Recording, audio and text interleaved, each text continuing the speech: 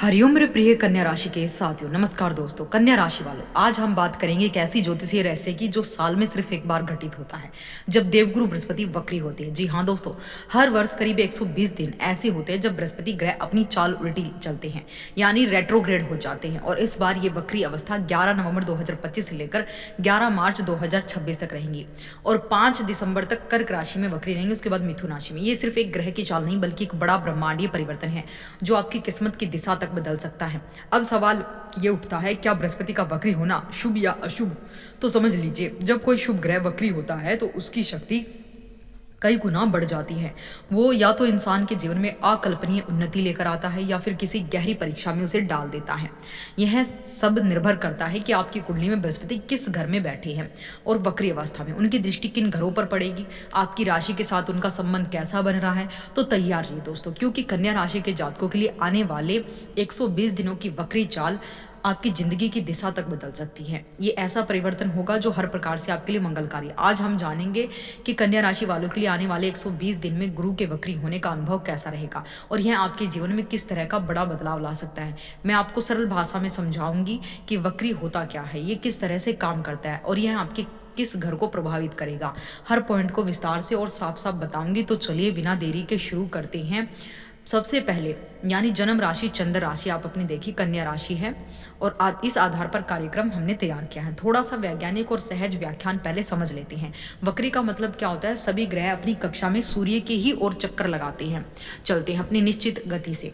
जब पृथ्वी किसी बाहरी ग्रह की कक्षा में आकर उसे ओवरटेक कर देती है, तो मान लीजिए पृथ्वी बृहस्पति को ओवरटेक कर दे, तो पृथ्वी से देखने पर ऐसा दिखाई देगा कि ग्रह पीछे की ओर घूम रहा है। असल में उसका प्रभाव उल्टा नहीं होता, पर गति और दृष्टिकोण और देखने के कारण वो ऐसा लगता है। इसी को हम वक्री कहते हैं। अब ये केवल एक ऑप्टिकल इफेक्ट नहीं है, ज्योतिषी में इसकी अहमियत बहुत बड़ी मानी गई है। वक्री का प्रभाव अचानक बदलाव ला सकता है, कुछ मामलों में धीमी परंतु गहरी उलझने दे सकता है और कुछ मामलों में वही ग्रह अपनी सकारात्मक शक्तियों को और भी ज्यादा निखार देता है। इसलिए हर जातक के लिए असर अलग हो सकता है। यह निर्भर करेगा कि यह वक्री आपकी कुंडली में किस भाव में है, उसकी दृष्टि किन घरों पर पड़ रही है और ग्रह का स्वभाव आपके जन्मपत्री से कैसा मेल खाता है। तो आइए दोस्तों जानते हैं हम बड़ी भविष्यवाणी के बारे में। लेकिन वीडियो में आगे बढ़ने से पहले अगर आप हमारे चैनल पर नए हैं तो सब्सक्राइब जरूर कर ले, ताकि ऐसी विशेष ज्योतिषीय जानकारी आपको सबसे पहले मिले। देखिए, सर्वप्रथम तो आपको बता दूं कि गुरु बृहस्पति जो हैं कर्क राशि अपनी उच्च राशि में वक्री होने जा रहे हैं 11 नवंबर को आपके एकादश भाव में। यानी एकादश भाव में गुरु का वक्री होना, शास्त्रों में लिखा है एकादश भाव गुरु वक्री इच्छा वृद्धि और जो है धन वृद्धि दायका। यानी आपको यहाँ पर जब गुरु यहाँ पर वक्री होंगे तो देखिए, गुरु जिस घर में वक्री होंगे, वक्री का मतलब 4 गुना ज्यादा स्पीड, और कर्क राशि में उच्च में है तो प्रचंड शक्तिशाली। जब कोई अपने बाहुबल के साथ बहुत ही तीव्र गति से पॉजिटिव रिजल्ट देना शुरू करे तो वो ग्रह उस घर के पढ़ने वाली चीज़ों से ही लाभ देता है। जैसे कि ये इच्छा का घर है, लाभ का घर है, इनकम का घर है, डिजायर्स का घर है, तो आपको गुरु बृहस्पति ऐसी आपकी इच्छाएं पूर्ण करके देंगे। वहीं गुरु बृहस्पति आपके एकादश भाव से बैठकर आपके तृतीय भाव को भी देखेंगे। तृतीय भाव देखिए हमारे आत्मविश्वास का, हमारे साहस, हमारे पराक्रम का, हमारी वाणी जो हमें लोगों तक पहुंचाती है और लोग हम तक आते हैं, ये कम्युनिकेशन को दर्शाता है। तो वहीं यहाँ पर भी आपको बेहतर रिजल्ट देगा। कुटुंब, परिवार, भाई बहनों के साथ संबंध अच्छे, उनसे सहयोग मिलेगा, क्योंकि गुरु जहां पर बैठते हैं और जहां से वो दृष्टि डालते हैं, ये तमाम ग्रह जहां जहां पर गुरु की छाया या फिर दृष्टियां पड़ती है, वो अमृत के समान फल देना शुरू कर देता है। स्पेशली जब गुरु अपनी उच्च राशि में हो और गुरु शक्तिशाली वक्री हो।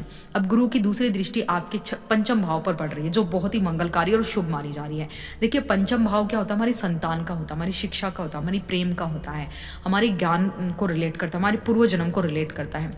तो कहीं ना कहीं गुरु की जब यहाँ पर अमृत दृष्टि पड़ेगी तो छात्रों को बड़ी बड़ी उपलब्धियां मिलेगी, गवर्नमेंट एग्जाम क्रैक होंगे, बड़े बड़े जो हैं एग्जाम के परिणाम आपके पक्ष में होंगे, आपकी संतान की तरफ से आपको खुशी मिलेगी, उन्नति होगी, ज्ञान बढ़ेगा, आपके खुद के ज्ञान में बढ़ोतरी होगी, नॉलेज बढ़ेगी, लव लाइफ आपकी बेहतर होने वाली है। क्योंकि पंचम भाव पर गुरु की दृष्टि पड़ने का मतलब है कि सारी गलतफहमियां लाइफ से चली जाएंगी, दूर हो जाएंगी और लव मैरिज के योग बनेंगे और लव लाइफ आपकी बहुत शानदार होने वाली है। अगली दृष्टि बड़ी ही खास होने वाली है, क्योंकि वो आपके सप्तम भाव पर पड़ रही है। अब देखिए, सप्तम भाव होता है हमारे दाम्पत्य जीवन का, सप्तम भाव हमारी लाइफ पार्टनर का होता है, चाहे वो मेल हो या फीमेल हो, हमारी पार्टनरशिप बिजनेस का होता है। तो जब गुरु यहाँ पर दृष्टि डालेंगे तो अविवाहित लोगों के विवाह शीघ्र ही अब तय होना शुरू हो जाएंगे, मंगल कार्य उनके लाइफ में होना शुरू हो जाएंगे। जिनके विवाह अभी तक नहीं हो रहे थे, अब उनके विवाह होंगे।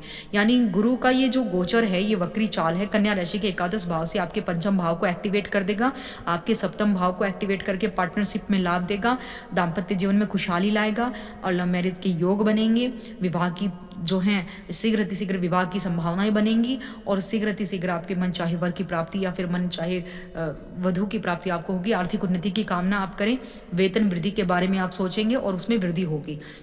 बस विनम्र स्वभाव रखें, क्योंकि गुरु ज्ञान के कारक हैं, धर्म के कारक, इसलिए अनैतिक लोगों से, अनैतिक छवि से, अनैतिक कार्यों से दूर रहे और अपनी छवि को मजबूत बनाने में ही अपनी रुचि रखें।